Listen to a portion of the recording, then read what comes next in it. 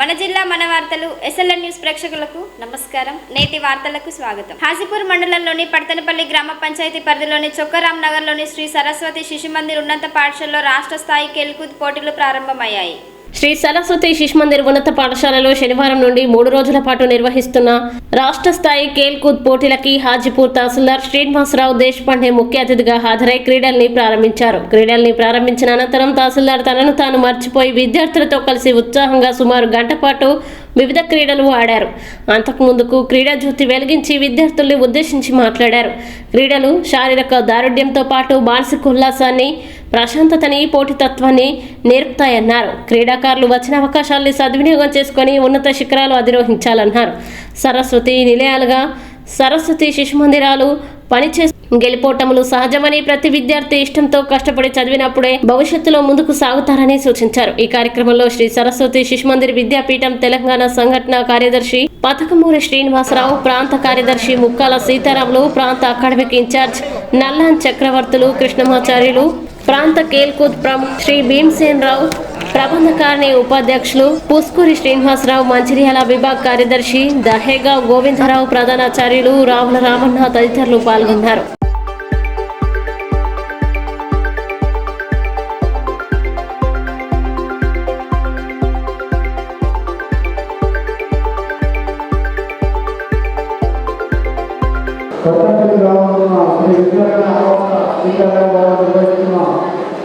రాష్ట్ర స్థాయి క్రీడా పోటీలకు ఈరోజు ప్రారంభోత్సవం జరుగుతున్న సందర్భంగా వేదిక పెద్దలందరికీ పేరు నమస్కారం. అలాగే హాజరైన క్రీడాకారులకు, విద్యార్థులందరికీ శుభాకాంక్షలు. మరియు ఈ పాఠశాల కార్యక్రమం ఆహ్వానాన్ని మరియు పాత్రికేయులకు, పూర్వీకులందరికీ నా తరఫున నమస్కారం.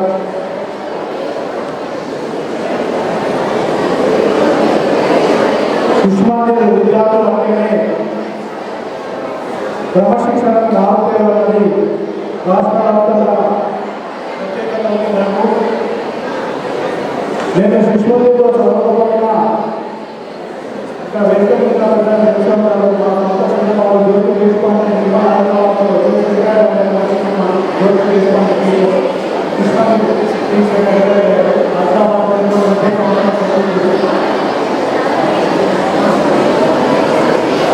అలాగే వివిధ పాఠశాలలో కలిసిన విద్యార్థులందరూ ఈ రాష్ట్ర స్థాయి క్రీడా పోటీలో పాల్గొని క్రీడా స్ఫూర్తిని పెంపొందించాలి. చదువుతో పాటు క్రీడలో కూడా విద్యార్థులు రాణిస్తే క్రీడలతో పాటు క్రమశిక్షణ కూడా మనకు అలవాటుంది. కాబట్టి శిశు మందిర్లో చదువుకున్న విద్యార్థులకు క్రమశిక్షణ కూడా ఎక్కువగా ఉంది. మనం గత 10 రోజులుగా చూసాము. మన ముఖ్యంగా మనకి గౌరవ కిషన్ రెడ్డి గారు కూడా పూర్వ శిశు మందిర్ విద్యార్థులు ఆరోగ్యమైన కార్యక్రమాలు రావడం జరిగింది.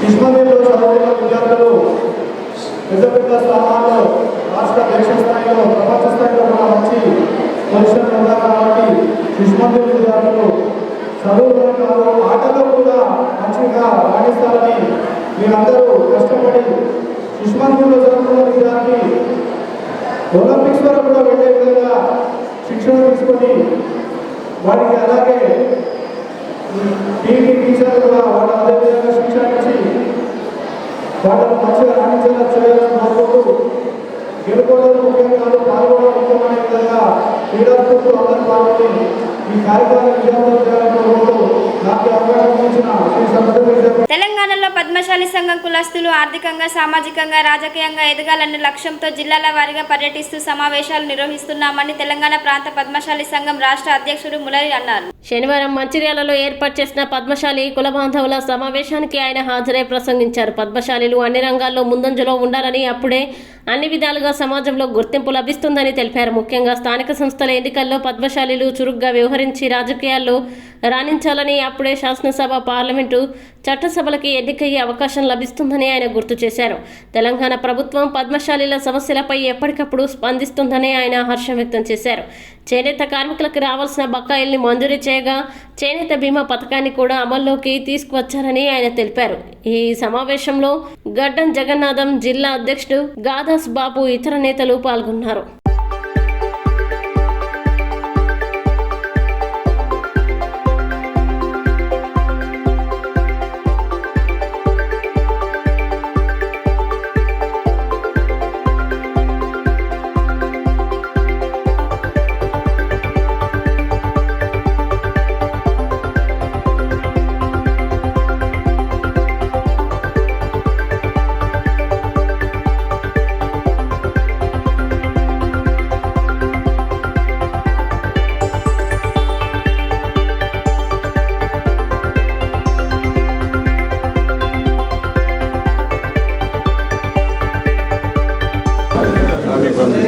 రోజు తెలంగాణ రాష్ట్రంలో 33 జిల్లాల పర్యటన, ముఖ్యంగా 33 జిల్లాల్లో పద్మశాలి యొక్క స్థితిగతులు తెలుసుకోవడానికి మేము ఇది 3వ విడత ప్రోగ్రాం పెట్టుకున్నాం.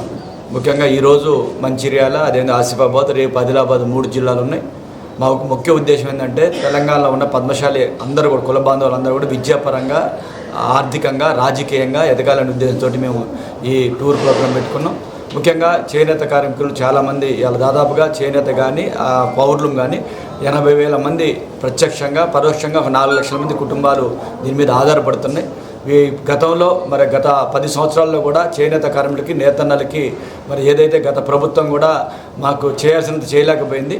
ఈ కాంగ్రెస్ ప్రభుత్వం వచ్చిన తర్వాత వారి దృష్టికి తీసుకెళ్లిన తర్వాత గతంలో ఉన్న ఏదైతే ప్రభుత్వాలు బతుకమ్మ చీరలకు సంబంధించి 250 కోట్ల పౌరులకు సంబంధించిన నిధులు కూడా విడుదల చేయలేదు. అదేవిధంగా 25 కోట్లని చేనేత కార్మికులు విడుదల చేయలేదు. అన్నీ కూడా ఈ 4-5 నెలల కాలంలో విడుదల చేయడం జరిగింది. ముఖ్యంగా థ్రిఫ్ట్ ఫండ్ దాదాపుగా 36,133 మంది నేతన్న కార్మికులకి రావాల్సిన బకాయిలన్నింటినీ కూడా నిన్ననే 90 కోట్లు రిలీజ్ చేసినందుకు కూడా ఈ సందర్భంగా తెలంగాణ ప్రభుత్వానికి, ముఖ్యమంత్రి రేవంత్ రెడ్డి గారికి, మంత్రి తుమ్మల నాగేశ్వరరావు గారికి ప్రత్యేక ధన్యవాదాలు తెలియజేస్తున్నాం. తర్వాత ఏదైతే ఉన్నదో నేతన్న బీమా కూడా దాదాపుగా మొన్ననే జాతీయ చేనేత దినోత్సవం రోజున 7 కోట్ల రూపాయలని 6 కోట్ల రూపాయల చెక్కును అందించడం జరిగింది. వారికి కూడా ఎవరైతే నేతన్న కార్మికుడు చనిపోతే 5 లక్షల రూపాయల బీమా సదుపాయాన్ని కూడా ప్రభుత్వం కొనసాగిస్తున్నది. ముఖ్యంగా మేము రాజకీయంగా ముందుకు వెళ్ళాలి. ఎందుకంటే గతంలో 2004లో 4 ఎమ్మెల్యేలు, 3 ఎంపీలు ఉన్న స్థాయి నుంచి ఈరోజు 1 ఎమ్మెల్యేకి పడిపోయింది.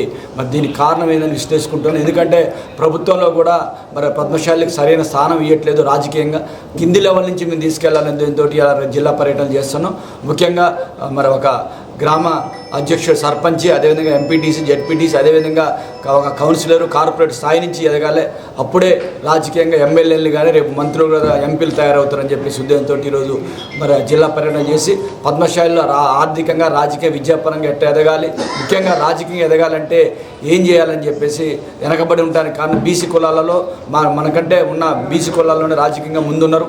వాళ్ళందరినీ కూడా పోటీ తట్టుకొని ముందుకెళ్ళి రేపు రాబోయే రోజుల్లో చట్టసభలలో రేపు డీలిమిటేషన్ అయితే 154 సీట్ల దాకా అసెంబ్లీ సీట్లు వస్తున్నాయి. రేపు రాబోయే కనీసం ఒక 7-8 మంది ఎమ్మెల్యేలని తయారు చేయాలని ఉద్దేశంతో 2028 టార్గెట్గా పెట్టుకొని మేము ప్రయాణం చేస్తున్నాం.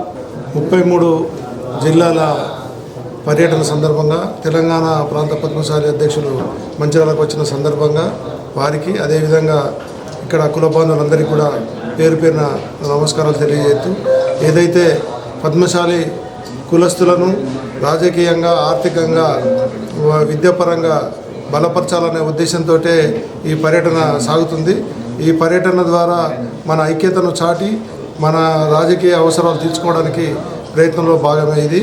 ముఖ్యంగా ఏదైతే ఇందాక మురళి గారు చెప్పినట్టు చేనేత పవర్లూమ్ కార్మికులకు సంబంధించినటువంటి బకాయిలన్నీ కూడా రిలీజ్ చేయడం జరిగింది.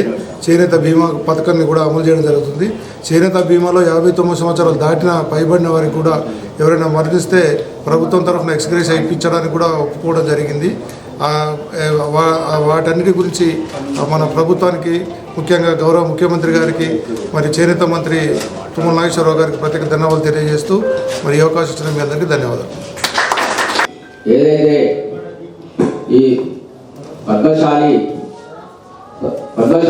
ఏదైతే ముఖ్య ఉద్దేశం ఏంటంటే వాళ్ళు అధ్యక్షుడు కొత్తగా ఎన్నికైన తర్వాత 33 జిల్లాలు తిరగాలనే ఉద్దేశంతో మన కుల బాంధవులందరినీ కలవాలి, వాళ్ళ సమస్యలు ఏమిటో తెలుసుకోవాలని చెప్పేసి వాళ్ళు 33 జిల్లాలు భాగంగా ఈరోజు మంచిర్యాలకు రావడం జరిగింది.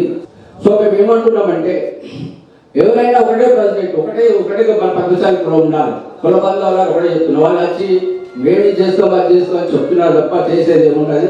మనకు యువకుడు చాలా చురుకుగా ఉంటాడు, ఈ మధ్య మంచి భక్తుడు, చాలా చక్కగా ఈ 33 జిల్లాలలో చాలా యాక్టివ్ పర్సన్ ఉన్నాడు. కాబట్టి మనం అందరూ ఇద్దరు సపోర్ట్ చేస్తూ ఉన్నాం, మేము కూడా ఉన్నాం. సో మేము ఏమంటున్నాడు, మాకు ఉన్నటువంటి ప్రాబ్లమ్స్. సో ఈ మధ్యలో మాకు ఇక్కడ కొత్తగా కలిసినటువంటి ఎమ్మెల్యే గారు మాకేం చేసి మన పిలిపించి, బాబు మీకు టెక్స్టైల్ పార్క్ ఏర్పాటు చేస్తాం, దానికి సంబంధించినటువంటిది ఏదైతే మీకు మళ్ళీ ఏదైతే విషయం ఉండేదో దానికి పూర్తి డీటెయిల్స్ మాకు ఇస్తే, నేను మొన్న ఆల్రెడీ ఎమ్మెల్యే గారు సర్వే చేయించారు, 200 ఎకరాలు మన మంచిర్యాల సర్వే. మీ టెక్స్టైల్ పార్క్ పెడతాం, మీ యొక్క స్టేట్ ప్రెసిడెంట్ కానీ మీరు ప్రధాన కార్యదర్శి మీ స్టేట్ వాళ్ళు ఎవరైతే ఉన్నారో వాళ్ళు వచ్చి మమ్మల్ని సంప్రదిస్తే మేము ల్యాండ్ కేటాయిస్తాం, దానికి సంబంధించినటువంటి ఏదైతే లోన్స్ కానీ ఏమైనా ఉంటే మేము సమకూరుస్తామని చెప్పినారు. మేము తప్పకుండా మీరు, ఎందుకంటే వాళ్ళు ఇప్పుడు కానీ హైదరాబాద్ ఇక్కడ కలిసి ఇక్కడ మేము వస్తాము. మేము వస్తే ఇక్కడ దాదాపు మంచిర్యాల జిల్లాలో దాదాపు ఒక 5-6 వేల మంది చేనేత కార్మికులు ఉన్నారు. వారికి జీవనోపాధి లేదు, వాళ్ళు ఎంతసేపు కూలీనాలు చేసుకొని బ్రతుకుతున్నారు. మీ మధ్యలో మీరు కూడా తెలుసు, చేనేత కార్మికులు వారి తోటి వారు ఊటా పుట్టిన స్టేట్ ప్రెసిడెంట్ సెక్రటరీలు వచ్చారు, వాళ్ళు వారికి స్తోత్ర సాయం చేసినారు. మేము ఏమంటే ఒకటే కోరిక కోరుతున్నాం అధ్యక్షుల వారు, మాకు రేపు ఎమ్మెల్యే గారిని మీరు సంబంధించిన మినిస్టర్ మీరు మా యొక్క బాధ్యత ఇచ్చి మాకు ఒక ల్యాండ్ దానికి సంబంధించినటువంటి ఏదైతే సరుకులు ఉన్నాయో దాన్ని మీరు తప్పకుండా చేయాలని చెప్పి మేము కోరుకుంటాము. మంచిర్యాల జిల్లా చెన్నూరు మండలం నారాయణపూర్ గ్రామంలో అంత్యక్రియలు నిర్వహించేందుకు గోదావరి నదికి వెళ్లే దారి బుడ్డమయం కావడంతో బంధువులు, గ్రామ ప్రజలు తీవ్ర ఇబ్బందులు ఎదుర్కొంటున్నారు. నారాయణపూర్ గ్రామానికి చెందిన మొగ్గుర్ల రోజా వివాహిత అనారోగ్యంతో మృతి చెందగా దహన సంస్కారాలకి గ్రామం నుంచి సుమారు 2 కిలోమీటర్ల దూరంలోని గోదావరి నది వరకు అడుగు తీసి అడుగు వేయలేని బురద రోడ్డుపై మృతదేహాన్ని మోసుకువెళ్లి అష్టకష్టాలు పడి కుటుంబ సభ్యులు, గ్రామ ప్రజలు అంత్యక్రియలు నిర్వహించారు. వైకుంఠ దాబం ఉన్న సౌకర్యాలు లేక నిరుపయోగంగా మారడంతో అక్కడ అంతిమ సంస్కారాలు నిర్వహించారు. పాలకులు, అధికారులు వెంటనే స్పందించి గోదావరి నదికి రోడ్డు మార్గం సుగమం చేయాలని గ్రామస్తులు వేడుకుంటున్నారు.